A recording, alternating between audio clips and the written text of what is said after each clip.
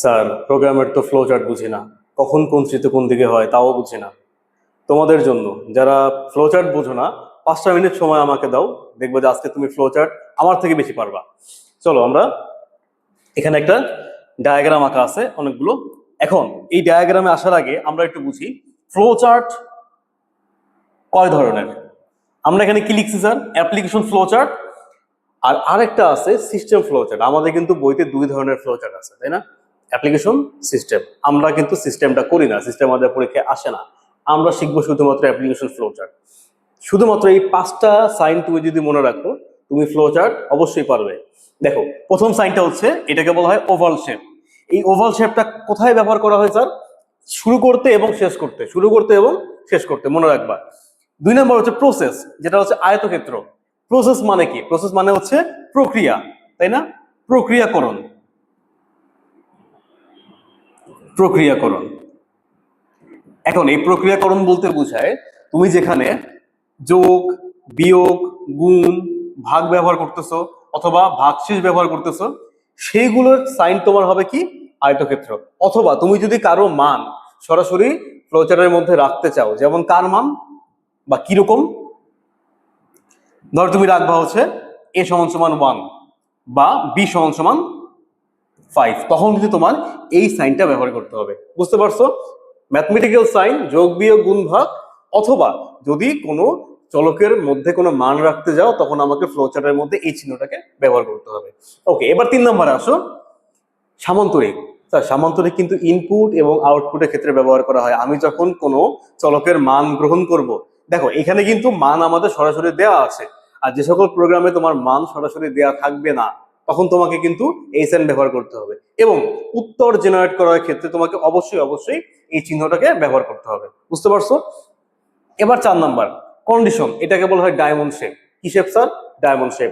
এই ডায়মন্ড শেপটা কিন্তু স্যার যখন কোনো শর্ত হয়, কিরকম শর্ত? ধরো ইফ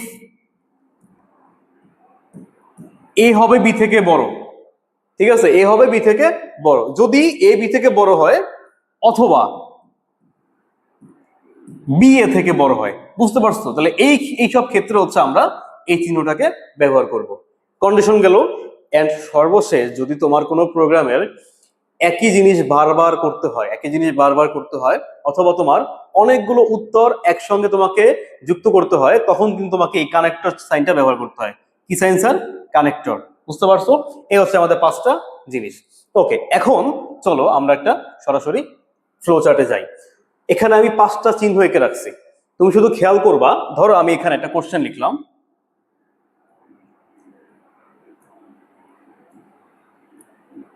দুটি সংখ্যা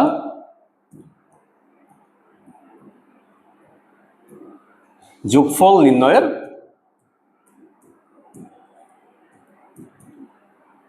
প্রবাহ চিত্র আঁকো। স্যার, প্রবাহ চিত্র মানে কিন্তু ফ্লো চার্ট, ঠিক আছে? আঁকো। ওকে, তা আমরা কিন্তু কি বলছিলাম স্যার, যে স্টার্ট এবং এন্ডিং এর ক্ষেত্রে কিন্তু স্যার আমাদের কি হবে? ওভাল শেপ হবে। তুমি খেয়াল রাখবা, শুরুতে একটা স্টার্ট হবে, শেষে হবে কি? এন্ড। দুই ক্ষেত্রে কিন্তু আমাদের একই চিহ্ন ব্যবহার করা হবে, ঠিক আছে? এবার 2 নম্বরে তুমি যেই কাজটা করবা, এখানে আমরা কোন কাজ করবো স্যার? এখানে কিন্তু আমাদের করতে বলছে স্যার যোগ, তাই না? যোগফল নির্ণয় করতে বলছে। এখন এই যোগফল নির্ণয়ের জন্য তোমার কিন্তু অবশ্যই অবশ্যই মান নেওয়া লাগবে, তাই না স্যার? মান নেওয়া লাগবে। তাহলে আমরা কয়টা মান নিব? দুটি সংখ্যা, তাই না? তাহলে দুটি সংখ্যা নিবা কি? ইনপুট ধরো আমরা এ নিলাম এবং হচ্ছে বি নিলাম, শেষ।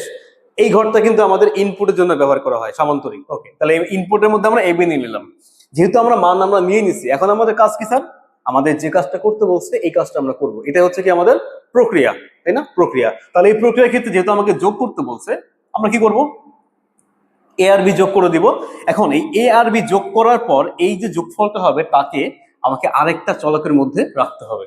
আমরা বীজগণিতিক বিভিন্ন রাশির ক্ষেত্রে আমরা কিন্তু ছোটবেলা থেকে কিন্তু এই কাজটা করছি। কোনো ধরনের সূত্র অ্যাপ্লাই করলে কিন্তু সেই সূত্রটাকে আমরা আরেকটা চলকের মধ্যে রাখতাম, তাই না? এখানেও ঠিক আমরা সেম কাজ করবো। আচ্ছা, এখন যেহেতু আমরা এ প্লাস বি কে যোগ করে ফেলছি, তাহলে উত্তরটা স্যার কার আসবে? এ প্লাস বি উত্তরটা কিন্তু আমাদের এস এর মান আসবে, তাই না? এস এর মধ্যে আসবে। এখন আমরা তাহলে আউটপুট কি দিব? এস। যেহেতু আমরা যোগফলটাকে রাখছি এস এর মধ্যে, তাহলে আমাদের আউটপুটটা স্যার এস আসবে। আমরা কিন্তু আউটপুট এস এর মধ্যে রেখে দিই। আমাদের কি দরকার ছিল স্যার? যোগফল নির্ণয় করা দরকার ছিল, আমরা কিন্তু যোগফল এখানে নির্ণয় করে ফেলছি, তাই না? আমাদের কোনো কাজ বাকি আছে? নাই। তাহলে আমরা কি করবো এখন? প্রোগ্রামটাকে শেষ করে দেবো। তাহলে কোনো স্বাভাবিক প্রোগ্রামের ক্ষেত্রে স্যার কি খেয়াল রাখবা? যে প্রথমটা এবং শেষটা হবে স্টার্ট এবং এন্ড, 2 নাম্বারটা হবে ইনপুট নেওয়ার জন্য, 3 নাম্বারটা হবে কি আমাদের প্রক্রিয়াকরণ বা প্রসেস, যোগ বিয়োগ গুণ ভাগ বা কোনো সূত্র অ্যাপ্লাই এর জন্য, এবং 4 নাম্বারে আমরা কিন্তু আউটপুট জেনারেট করবো। তুমি যদি এই 5টা সাইন মনে রাখো, তুমি সব ধরনের বেসিক প্রোগ্রাম কিন্তু বা বেসিক প্রোগ্রামের ফ্লোচার্ট কিন্তু তুমি করতে পারো। এখন আমরা আরেকটা ফ্লোচার্ট করবো, যেটা কিন্তু হচ্ছে কন্ডিশনাল প্রোগ্রামের ফ্লোচার্ট। কিরকম কন্ডিশনাল প্রোগ্রামের ফ্লোচার্ট? দেখো প্রশ্নটা আমরা কি লিখেছি, দুটি সংখ্যার মধ্যে বড় সংখ্যা নির্ণয় করো, তাই না? এখানে কিন্তু স্যার যোগ বিয়োগ গুণ ভাগের কোনো কাজ নেই, তাই না? এখানে কিন্তু হবে কম্পেয়ার করবো। আমরা কি কম্পেয়ার করব?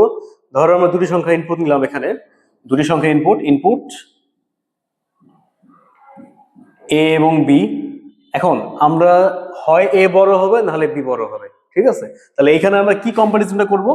যদি এ বি থেকে বড় হয় তাহলে এ বড়, অন্যথায় বি হবে এ থেকে বড়, তাই না? এখানে দুইটা কম্পারিজন না, হয় এ বড় হবে নাহলে বি বড় হবে। তাহলে এখানে তুমি কি করবা?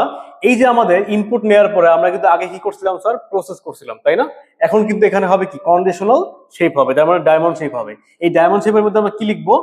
যদি এ আমাদের বি থেকে বড় হয়, তাহলে এখানে এই শর্তটা সাপেক্ষে আমাদের দুইটা উত্তর হইতে পারে, হয় এ বড় নাহলে বি বড়। তার মানে যদি এইটা আমাদের সত্যি হয়, মানে ইয়েস হয়, ইয়েস হলে আমরা কি লিখবো?